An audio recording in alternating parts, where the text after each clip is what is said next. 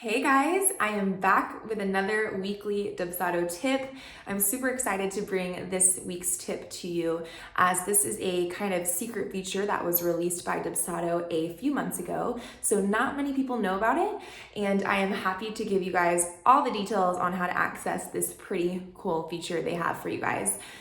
If you find this information helpful, please subscribe, comment below, and let me know what you want to see more on my weekly tips.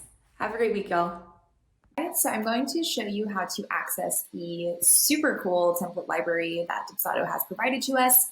If you head to your templates area on your left-hand menu and go to your forms, you will notice a button up at the top right called Template Library. When I click into here, you will be able to access a list and collection of free resources built by Dubsado users.